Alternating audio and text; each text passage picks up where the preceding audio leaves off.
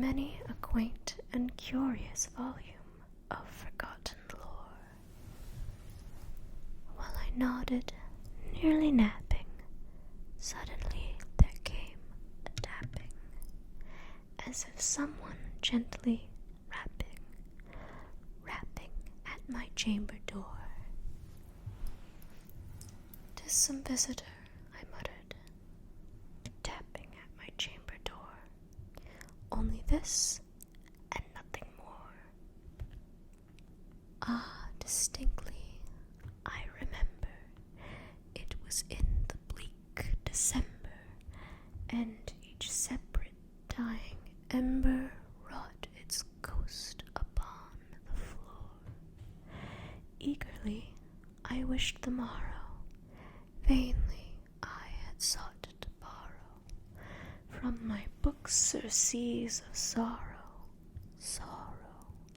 for the lost Lenore,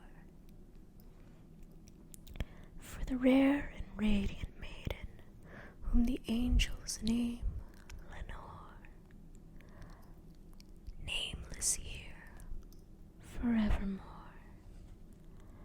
And the silken, sad, uncertain rustling of each purple curtain thrilled me, filled me with fantastic terrors never felt before, so that now to still the beating of my heart I stood repeating, "'Tis some visitor entreating entrance at my chamber door, some late visitor entreating entrance at my chamber door.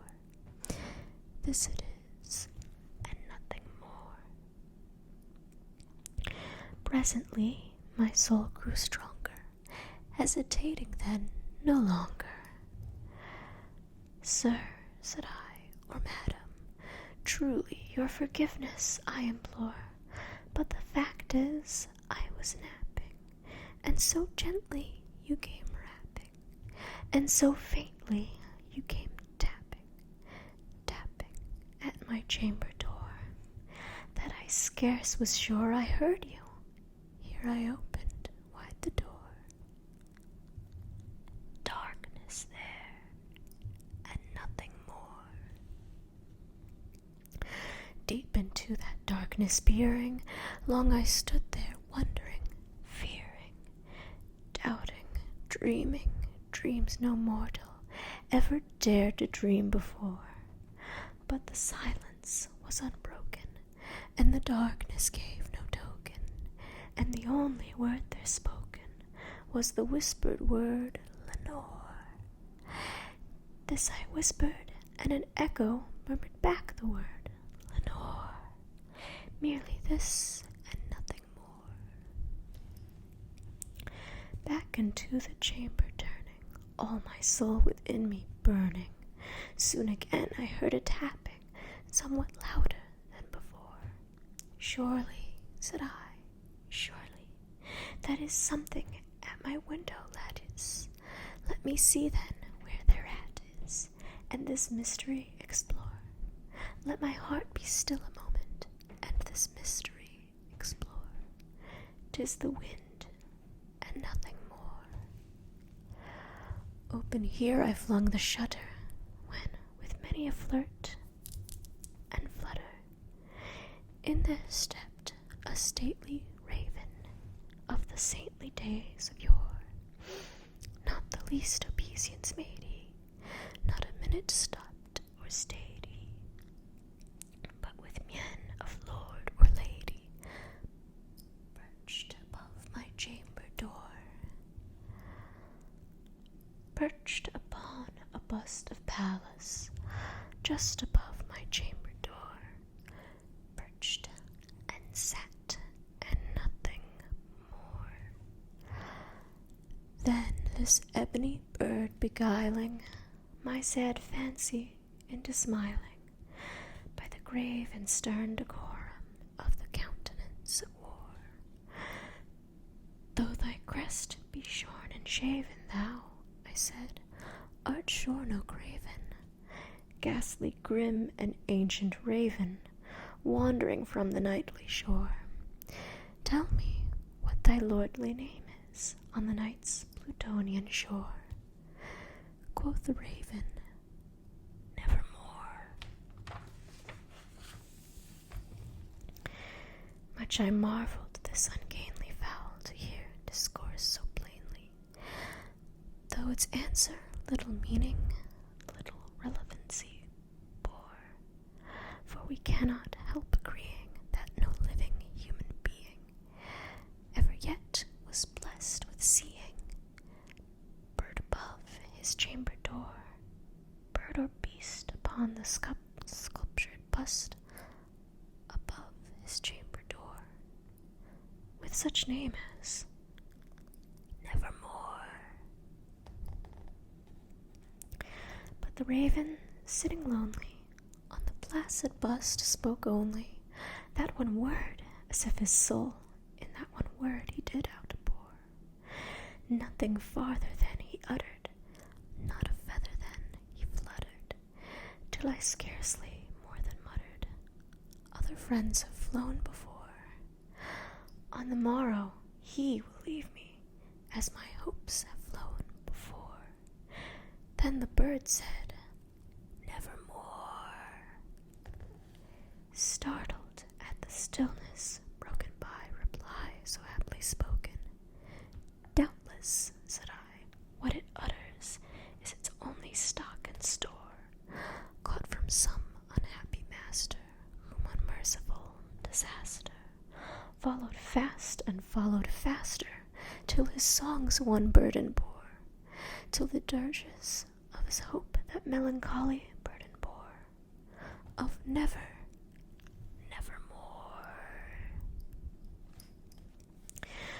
But the raven still beguiling my sad fancy into smiling, straight I wheeled a cushioned seat in front of bird and bust and door. Then upon the velvet sinking, I betook myself to linking fancy unto fancy, thinking what this ominous bird of yore, what this grim, ungainly, ghastly, gaunt, and ominous bird of yore meant in croaking nevermore.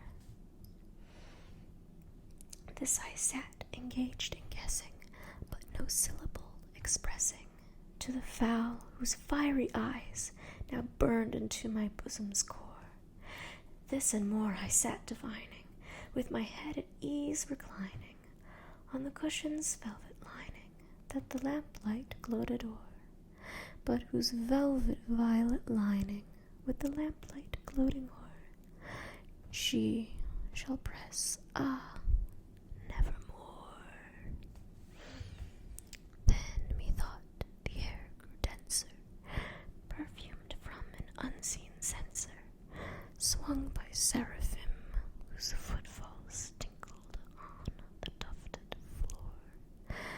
Wretch, I cried, thy God hath lent thee, by these angels he hath sent thee, respite, and nepenthe from thy memories of Lenore.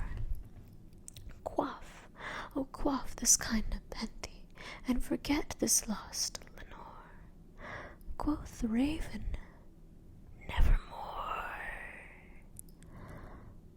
Prophet, said I, thing of evil, prophet still if bird or devil, whether tempter sent or whether tempest tossed thee here ashore, desolate yet all undaunted, on this desert land enchanted, on this home by horror haunted. Tell me truly, I implore, is there balm in Gilead? Tell me, I implore. Quoth the raven, nevermore.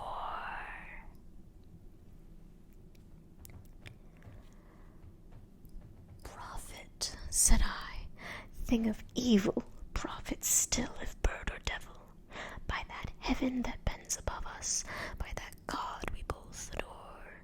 Tell this soul with sorrow laden, if within the distant Aidenn it shall clasp a sainted maiden, whom the angels name Lenore.